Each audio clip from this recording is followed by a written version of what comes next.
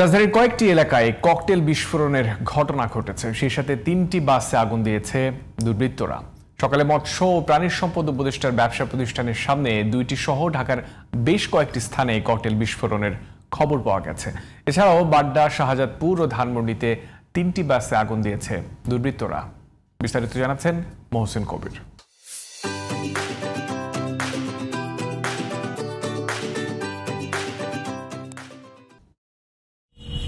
সোমবার খুব ভোরে রাজধানীর মোহাম্মদপুরে অবস্থিত মৎস্য ও প্রাণী সম্পদ উপদেষ্টা ফরিদা আক্তার ও তার স্বামী চিন্তক ও লেখক ফরহাদ মজহারের মালিকানাধীন ব্যবসা প্রতিষ্ঠান প্রবর্তনার সামনে 2টি ককটেল বিস্ফোরণ ঘটায় দুর্বৃত্তরা।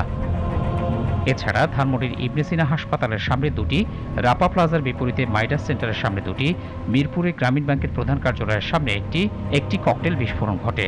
এসব ঘটনায় কাউকে গ্রেপ্তার করা সম্ভব হয়নি বলে জানিয়েছে পুলিশ। এদিন ভোরে রাজধানীর বাড্ডা ও শাহজাদপুরে 2টি যাত্রীবাহী বাসে আগুন দিয়েছে দুর্বৃত্তরা। সোমবার খুব ভোরে আকাশ পরিবহন ও ভিক্টর পরিবহনে আগুন দেওয়া হয়। খবর পেয়ে ঘটনাস্থলে গিয়ে ফায়ার সার্ভিস আগুন নেভায়। এছাড়া সন্ধ্যায় রাজধানীর ধানমন্ডিতে ল্যাবেড হাসপাতালের সামনের সড়কে একটি বাসে আগুন দেয় দুর্বৃত্তরা। পুলিশের ধারণা, নিষিদ্ধ সংগঠন ছাত্রলীগ ও কার্যক্রম নিষিদ্ধ আওয়ামী লীগ দেশকে অস্থিতিশীল করতে এসব সহিংসতা করছে।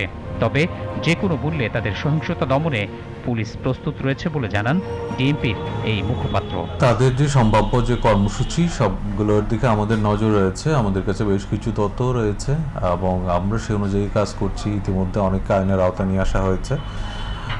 আশা করি রাজধানীবাসী এসব নিয়ে অযথা কোনোভাবেই আতঙ্কিত হবেন না। আমরা সতর্ক রয়েছি। এদিকে সম্প্রতি কাকরাইলের গির্জায় ককটেল বিস্ফোরণের ঘটনায় নিষিদ্ধ ঘোষিত ছাত্রলীগের এক সদস্যকে গ্রেপ্তার করেছে পুলিশ। তাকে জিজ্ঞাসাবাদ করা হচ্ছে। সোমবার প্রধান উপদেষ্টার প্রেস উইংয়ের পক্ষ থেকে এই তথ্য জানানো হয়। এদিন ঝটিকা মিছিলের পরিকল্পনা, অর্থায়ন ও অংশগ্রহণে জড়িত থাকার অভিযোগে নিষিদ্ধ সংগঠন ছাত্রলীগ ও কার্যক্রম নিষিদ্ধ আওয়ামী লীগের 34 জনকে গ্রেপ্তারের কথা জানিয়েছে ঢাকা মহানগর পুলিশ ডিএমপি। এর আগে রোববার রাজধানীতে গ্যাস বেলুন ওড়ানোর ঘটনায় 25 জনকে গ্রেপ্তার করে পুলিশ। মহসিন কবির, জিটিভি নিউজ, ঢাকা।